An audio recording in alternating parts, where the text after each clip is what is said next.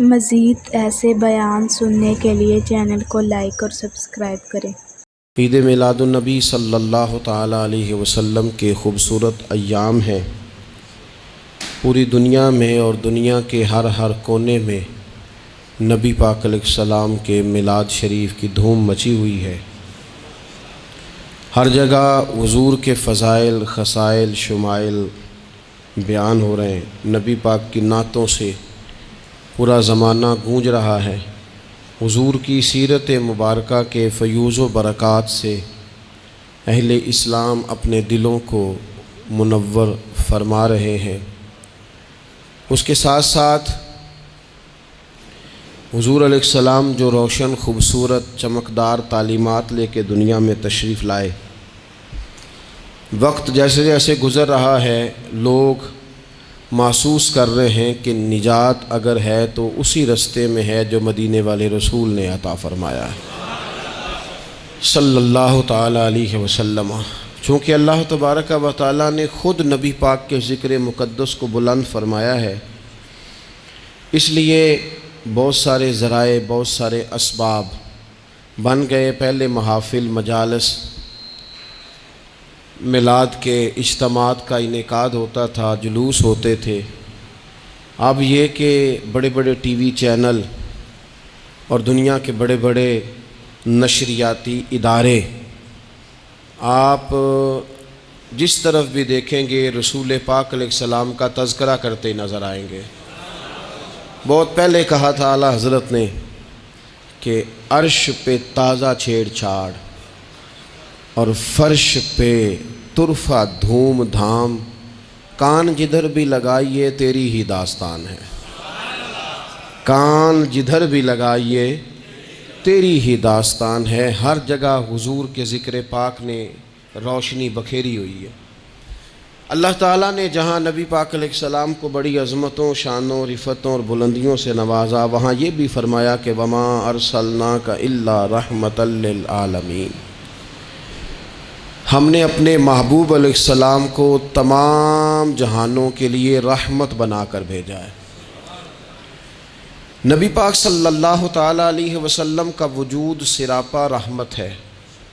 حضور کا بولنا بھی رحمت ہے، خاموش رہنا بھی رحمت ہے۔ نبی پاک علیہ السلام کا کسی کو کچھ عطا کرنا بھی رحمت ہے، اور کسی کو صبر کی تلقین کرنا یہ بھی رحمت ہے۔ حضور کسی کو خوش ہو کے دیکھ لیں تو یہ بھی کرم کی بات ہے، اور محبوب کریم علیہ السلام کبھی ناراض ہو جائیں تو اس کے بعد بھی جب حضور راضی ہوتے ہیں تو رحمت کی برکھا ہی برسا کرتی ہے۔ اور حضور علیہ السلام نے فرمایا ہے، میں نے اللہ کی بارگاہ میں یہ دعا کی ہے کہ مالک اگر میں کسی کو جھڑک دوں نا، کسی مسلمان مومن کو، تو مالک اسے بھی اتنا ثواب دینا جتنا تو فرض نماز کا ثواب عطا فرماتا۔ تو وجود سارے کا سارا حضور کا رحمت کاملہ ہے۔ نبی پاک کا مسجد نبوی شریف میں بیٹھ کر پیغام دین دینا بھی رحمت ہے، اور حضور اگر اسلحہ پہن کر بدر کے میدان میں آ جائیں، اللہ کے دین کو نافذ کرنے کے لیے دست مبارک میں تلوار اٹھا لیں، تو یہ بھی کائنات کے لیے رحمت ہے، یہ بھی فضل ہے۔ کیوں؟ اس لیے کہ اگر جڑی بوٹیاں کاٹی نہ جائیں تو اصل فصل کا نقصان کر جاتی ہیں۔ اس لیے ضروری ہوتا ہے کہ ایسی چیزوں کو تلف کر دیا جائے جو انسانیت کے لیے نقصان کا باعث۔ اللہ تعالیٰ نے نبی پاک علیہ السلام کے وجود کو سراپا رحمت بنایا۔ بدقسمتی یہ ہوئی کہ دور جب بدلا نا اور لوگ اپنی ضروریات زندگی کمانے کے لیے میدان میں آئے، تو وہ اس طرح کی کچھ دوڑ میں ہم سب لوگ شامل ہو گئے کہ ایک مخصوص سی مادہ پرستی، ایک مخصوص سا مزاج،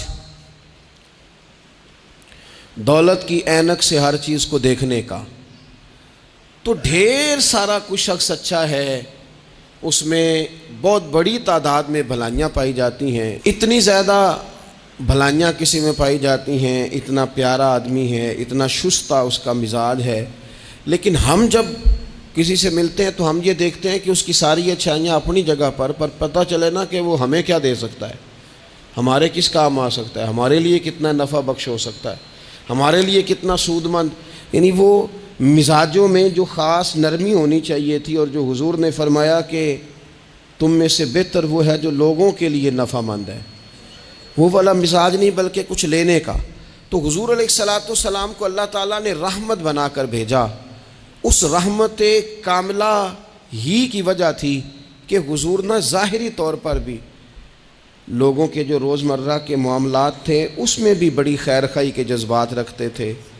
نبی پاک علیہ الصلاۃ والسلام عام لوگوں کے بیچ اٹھتے بیٹھتے، ان کے ساتھ کھاتے پیتے.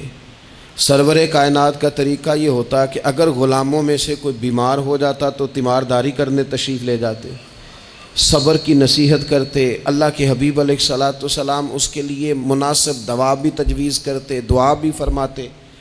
حضور نے فرمایا اگر تم میں سے کسی شخص کہ ہاں کوئی خوشی کا موقع ہو تو وہ مختار ہے، دعوت دے نہ دے، لیکن اگر کسی کا انتقال ہو جائے تو مجھے خبر ضرور دینا، میں جنازے پڑھنا چاہتا ہوں.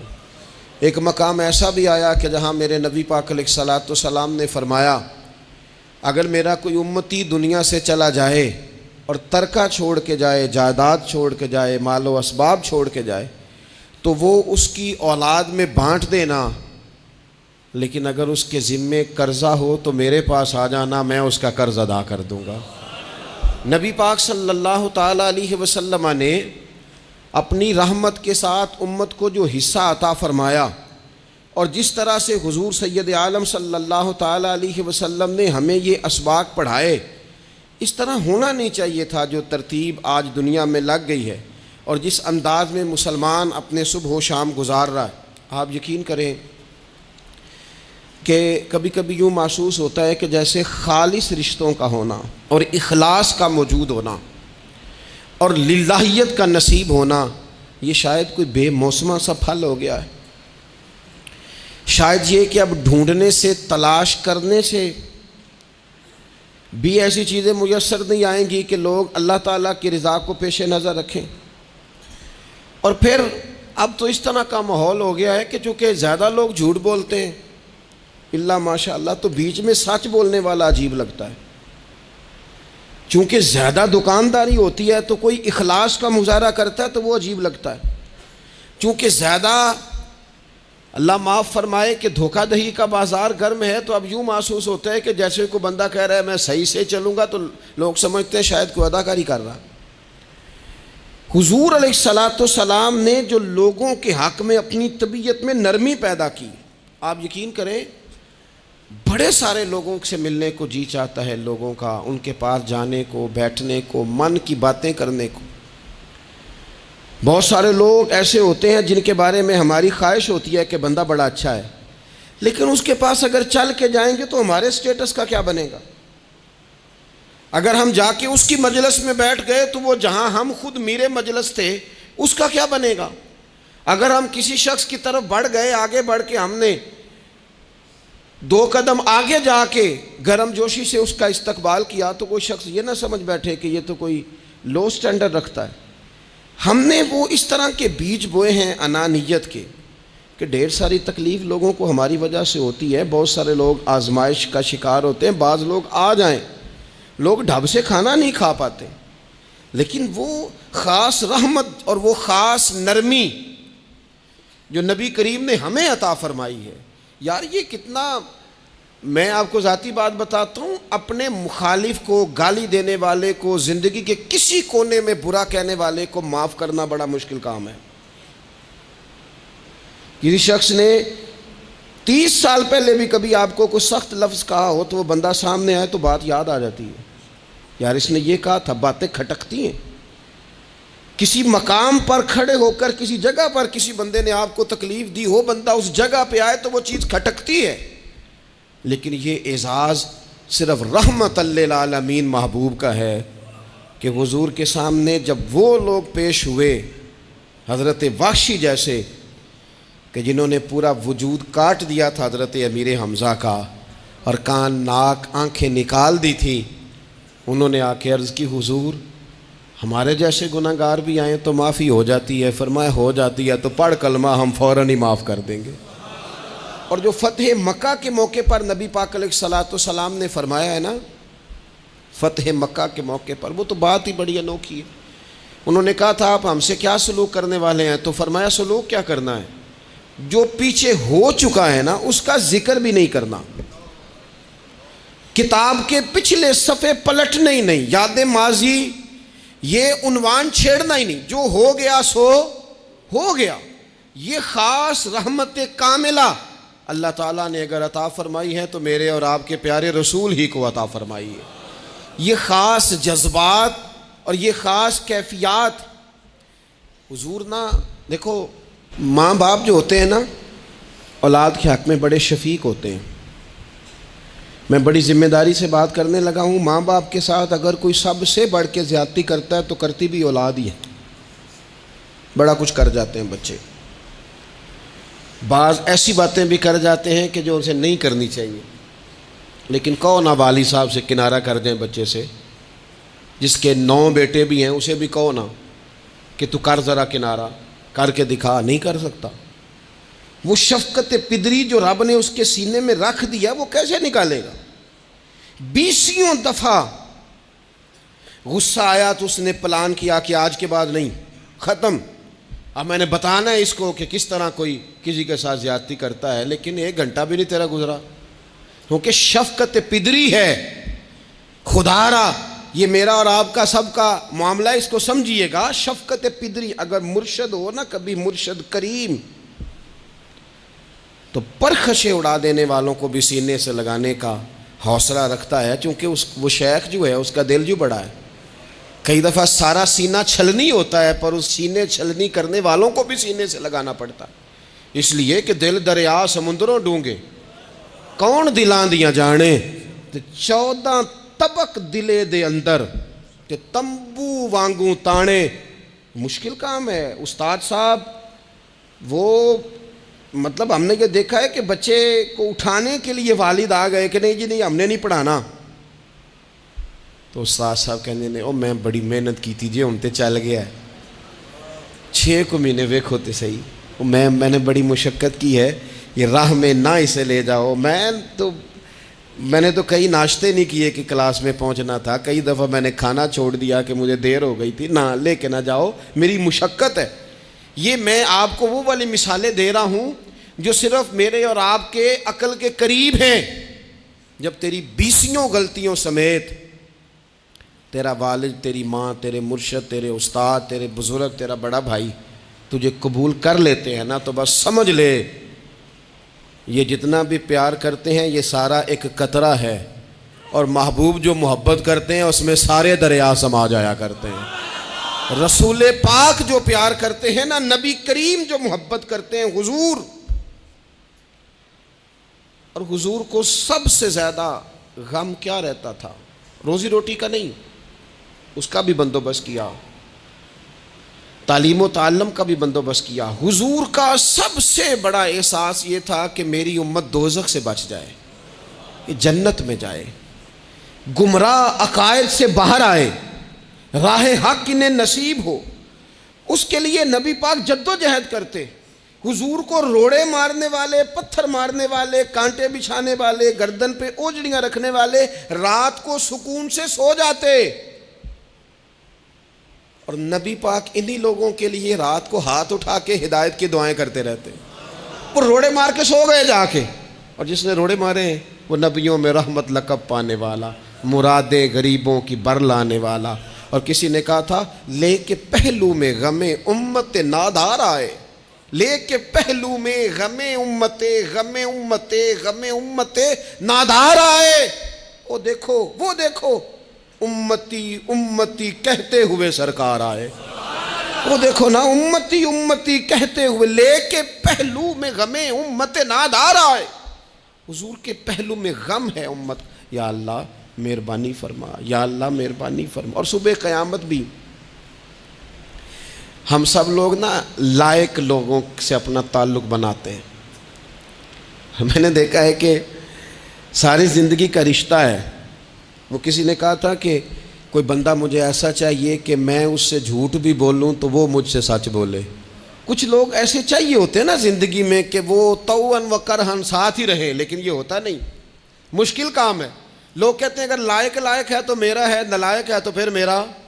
بنتے نہیں. یقین کریں آپ سے زندگی میں کوئی خطا ہو گئی کو آپ کا بننے کو تیار نہیں ہوتا، کہتا میرا نہیں تعلق بھائی، میں اس کے لین دین کا بالکل ذمہ دار نہیں، میرا اس کا کوئی رشتہ نہیں، تو جان یہ جان، کاٹ دیا. اور اگر گناہ ہو گیا،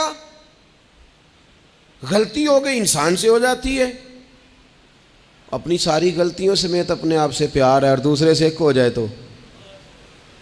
لیکن کچھ لوگ ایسے ہوتے ہیں، حضور غوث پاک کے مدرسے کے اساتذہ نے کہا تھا حضور سبق بانٹنے ہیں، پیریڈ لگانے ہیں، آپ کو کون سی کتاب دے دیں، فقہ، اصول، تفسیر، حدیث کیا پڑھائیں گے؟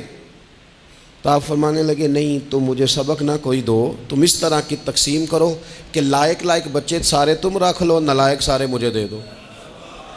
حضور علیہ السلام نے فرمایا قیامت کے دن جو بڑے بڑے گناہ گار ہوں گے نا، بڑے وہ میری چادر کے نیچے چھپے ہوئے ہوں گے. چور حاکم سے چھپا کرتے ہیں یا اس کے سوا، تیرے دامن میں چھپے چور انوکھا تیرا. اور حضور ہمارے وکیل نہیں، حضور ہمارے شفیع ہیں. حضور ہماری وکالت نہیں کریں گے، حضور ہماری شفاعت کریں گے. وکیل وہ ہوتا ہے جو کٹہرے میں کھڑا ہو کے جج صاحب سے کہتا ہے اس نے کوئی جرم نہیں کیا، بلا وجہ الزام لگایا گیا ہے، اس نے کوئی خطا نہیں کی، یہ ذاتی اناد پال رہے ہیں، یہ بندہ ہی بڑا اچھا ہے، یہ تو تھا ہی نہیں موقع پہ، اس نے تو کیا ہی کچھ نہیں، وکالت کرتا ہے اسے معاف کر دو، یہ وکیل ہوتا ہے. اور شفیع وہ ہوتا ہے جو کہتا ہے اس نے سارا کچھ ہی کیا ہے پر میں جو آ گیا ہوں، سارے جرم اس نے کیے ہیں پر میں آ گیا ہوں نا، میرا آنا دیکھا جائے اور اسے معاف کر. تو نبی کریم علیہ السلام نے خاص، اور پھر کچھ ایسی چیزیں جو بالکل سادی تھیں، اس کا بھی نبی پاک صلی اللہ تعالیٰ علیہ وسلم نے لوگوں پر بوجھ نہیں ڈالا. حضرت سیدنا ابن مسعود رضی اللہ تعالیٰ عنہ فرماتے ہیں، مسلم شریف میں موجود ہے، کہتے ہیں حضور ہمیں کبھی کبھی واز سنایا کرتے تھے، ہر روز تقریر نہیں سناتے تھے. یا رسول اللہ صلی اللہ علیہ وسلم ہمارا دل کرتا ہے. فرمایا میں نہیں چاہتا کہ تم تکلیف میں آ جاؤ. حضور فرماتے ہیں میں لمبی نماز پڑھانا چاہتا ہوں، پیچھے سے کوئی بچہ رو پڑتا ہے، میں اللہ کی نماز مختصر کر دیتا ہوں. نبی پاک صلی اللہ تعالیٰ علیہ وآلہ وسلم کی عادت مبارکہ تھی. حضور سواری پہ چل رہے ہوتے تھے تو کوئی غلام ساتھ چلنا چاہتا تھا تو فرماتے تھے میرے ساتھ آ کے سواری پہ بیٹھ جا. یا رسول اللہ میں آپ کے ساتھ نہیں بیٹھ سکتا، میں تقاضا ادب ہے کہ میں آپ کے ساتھ نہ بیٹھوں. تو حضور فرماتے پھر واپس چلا جا، میری طبیعت گوارا نہیں کرتی کہ میں سواری پہ چلوں اور میرے ساتھ جو لوگ ہیں وہ پیدل سفر کریں. احساسات، جذبات، محبوب کریم کو اللہ تبارک و تعالیٰ نے جو دل عطا کیا. آپ دیکھیں چھوٹے چھوٹے بچوں، وہ ہمارے ہاں نا جی بزرگ ناراض نہ مجھ سے ہو جائیں، ہمارے ہاں بزرگ بعضوں کا شکوہ کرتے ہیں، کہتے ہو کاکا ادھر آئے نا تو میرے نہ سلام نہیں لئی. بھئی آپ لے لیتے سلام، یہ کچھ جھگڑے والی بات ہے؟ آپ سلام کر دیں. رسول پاک کی عادت مبارکہ تھی کہ چھوٹے چھوٹے بچے گلیوں میں ہوتے تو حضور آگے بڑھ کے خود انہیں سلام کہتے، ان کے سروں پہ دست شفقت پھیرتے، ان کی چھوٹی چھوٹی باتیں سنتے، ان کے سوالات کے جواب ارشاد فرماتے. اللہ کے پیارے رسول صلی اللہ تعالیٰ علیہ وسلم کا تو یہ معاملہ تھا کہ عبادت کے معاملے میں بھی جب ایک شخص نے کہا کہ یا رسول اللہ میں ساری رات نماز پڑھا کروں گا، سارا دن روزہ رکھوں گا، تو حضور نے فرمایا نہ، آنکھیں تکلیف میں آ جائیں گی، وجود تھک جائے گا. ایک سرکار کی زوجہ محترمہ ام المومنین نے رسی باندھ لی تھی مسجد نبوی میں کہ میں جب تھک جاؤں گی تو ٹیک لگا لوں گی، پر میں نے پڑھنی ساری رات ہے نماز. اللہ کے محبوب نے فرمایا جتنی دیر طبیعت اجازت دے اتنی دیر پڑھو، باقی آرام کرو. اور فرمایا تمہاری آنکھ کا بھی تمہارے اوپر حق ہے، تمہارے وجود کا بھی تمہارے اوپر حق ہے.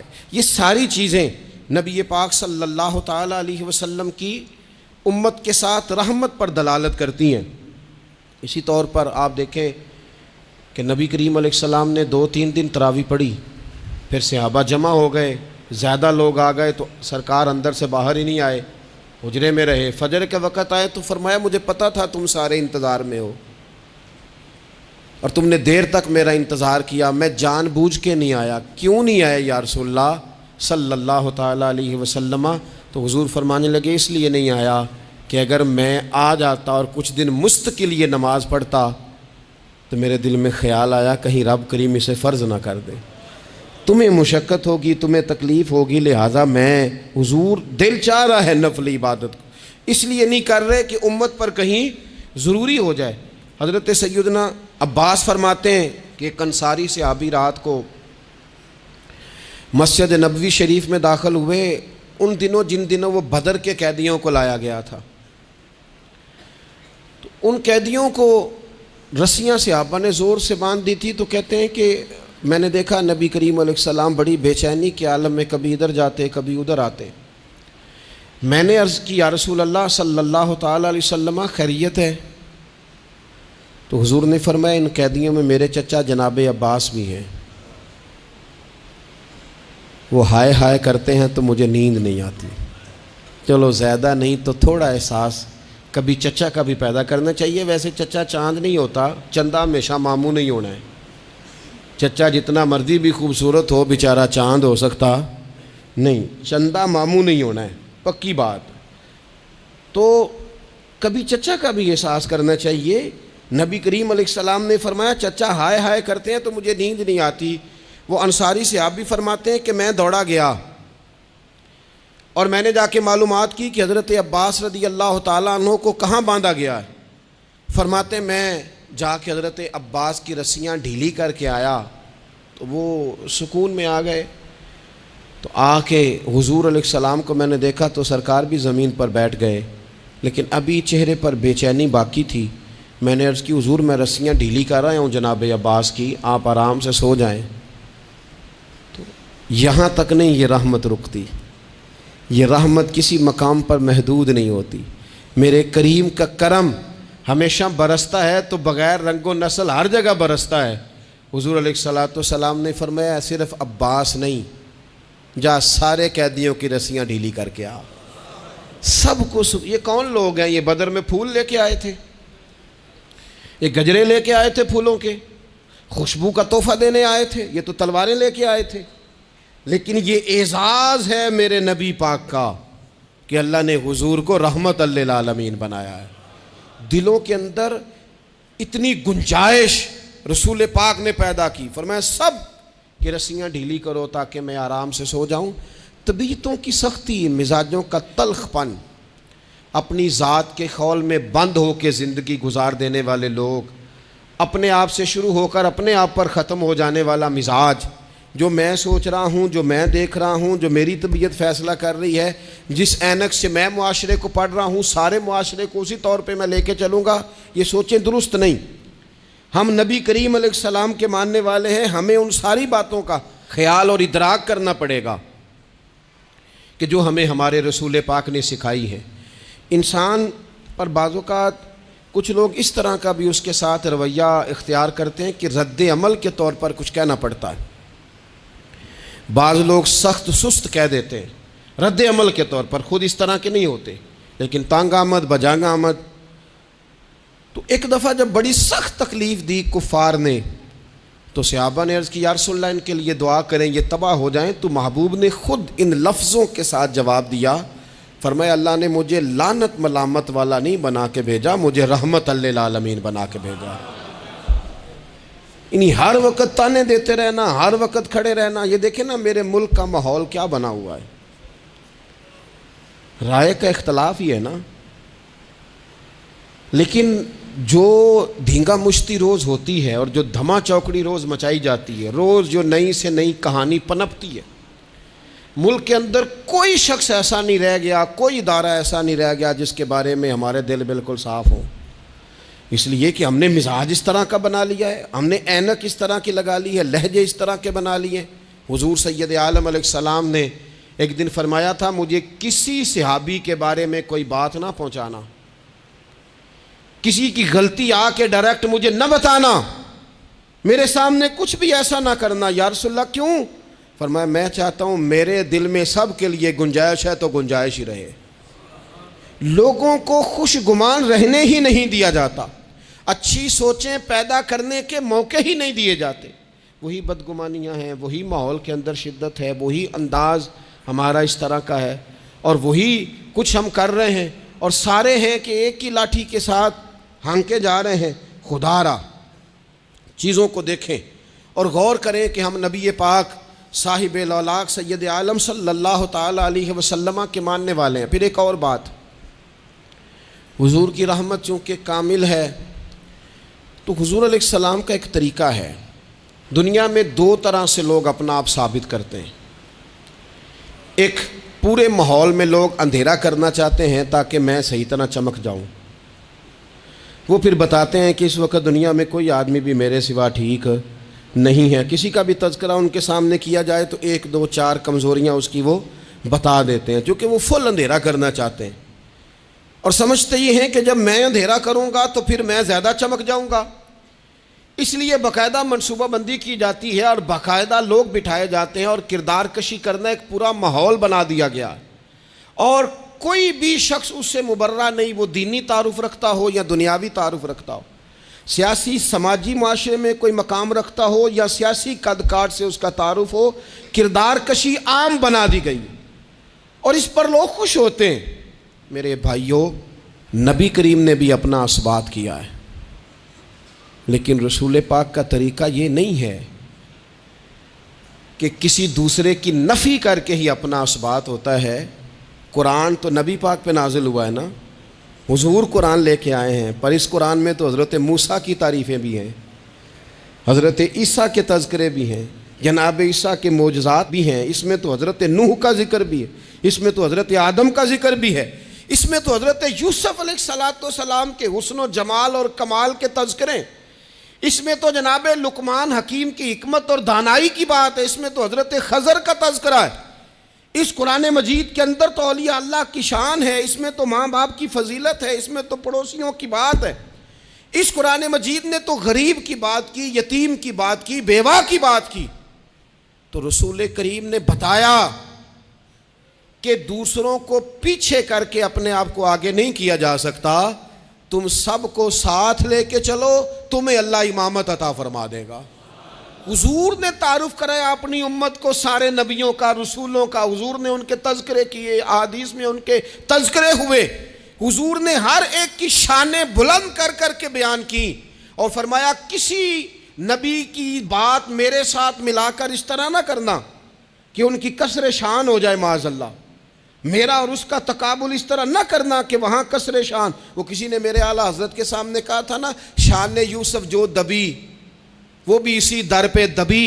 تو اعلیٰ حضرت کہنے لگے حضور تو کسی کو دبانے آئی نہیں، یہ تو کیا بات کر رہا ہے؟ تو کہہ شان یوسف جو بڑی وہ بھی اسی در سے بڑی. یہ کہہ کہ نبی پاک تو عزتیں دینے آئے، ہر ایک کی قسمت میں حضور نے عزت لکھی.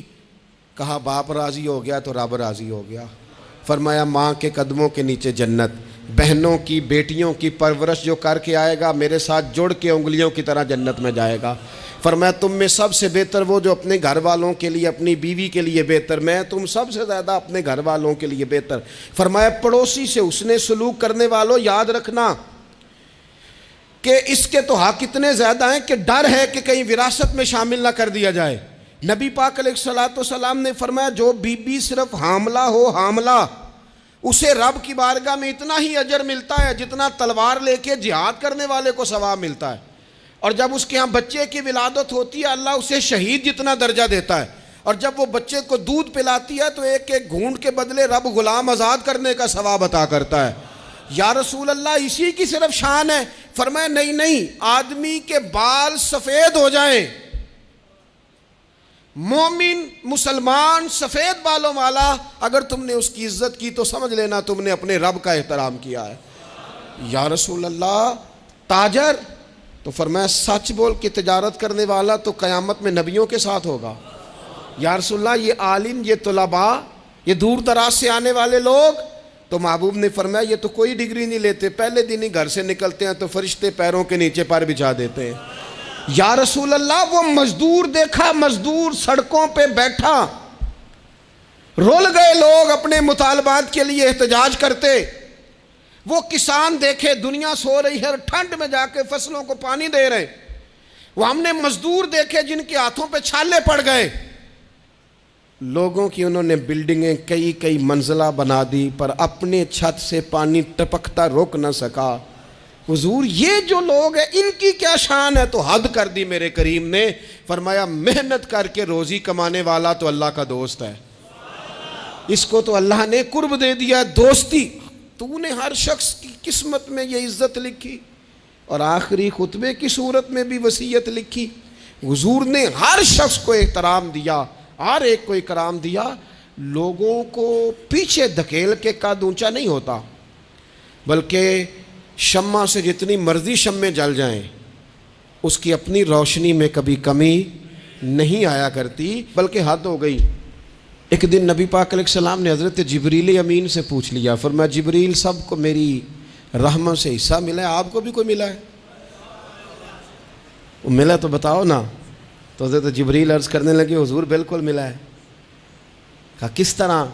عرض کی یا رسول اللہ جب سے ابلیس کا انجام دیکھا تھا نا ڈر آتا تھا، خدا جانے خاتمہ کس طرح کا ہو، لیکن جب آپ آئے قرآن آیا اور قرآن میں حضرت جبریل کا ذکر آیا تو فرماتے ہیں میں سمجھ گیا اب اللہ نے کرم کر دیا ہے، اب طے کر دیا ہے کہ جبریل امین علیہ السلام کے جو اعزازات ہیں وہ ہمیشہ اعزاز ہی رہیں گے۔ نبی پاک کی رحمت سے ہر شخص کو حصہ ملا، حتیٰ کہ کفار کو، مشرکین کو، منافقین کو۔ رسول پاک علیہ السلام ہر ایک کے لیے رحمت بن کے تشریف لائے، یہاں تک کہ جانور بھی حضور کے پاس آتے تھے تو اپنے دکھ سنا جاتے تھے، حضور تو ان کو بھی تھپکیاں دیتے، تسلیاں دیتے۔ حضرت انس بن مالک کہتے ہیں لوگوں مجھے وہ دن بھولتا ہی نہیں جس دن نبی پاک مکے سے ہجرت کر کے مدینے آئے تھے۔ لوگ گلیوں میں، چھتوں پہ، حضور کی اونٹنی کے گرد یا رسول اللہ یا محمدہ کی صدائیں ہم نے اپنے کانوں سے سنی۔ ایک بڑی شان رکھنے والا قبیلہ بنو نجار، اس کی بچیاں کونے میں دف لے کے بیٹھ گئیں، کہنے لگی یہ نہ سمجھنا کہ ہم کوئی عام ہیں، ہم بہت بڑے خاندان کی بیٹیاں ہیں، لیکن آج یہاں اس لیے بیٹھی ہیں کہ دیکھو تو صحیح ہمارے پاس آیا کون ہے۔ وہ ننھی بچیاں جو بیٹھ کر وہاں دف بجاتی تھیں وہ رسول پاک کی جانب اشارے کر کے گاتی تھیں اور کہتی تھی ہم ہیں بچیاں نجار کے عالی گھرانے کی، ہمیں خوشی ہے آمنہ کے لال کے تشریف لانے کی، خوشی ہے آمنہ کے لال کے، بس رہے گا یوں ہی ان کا چرچا رہے گا یوں ہی ان کا، پڑے خاک ہو جائیں جل جانے والے۔ آخر دعوانا الحمدللہ۔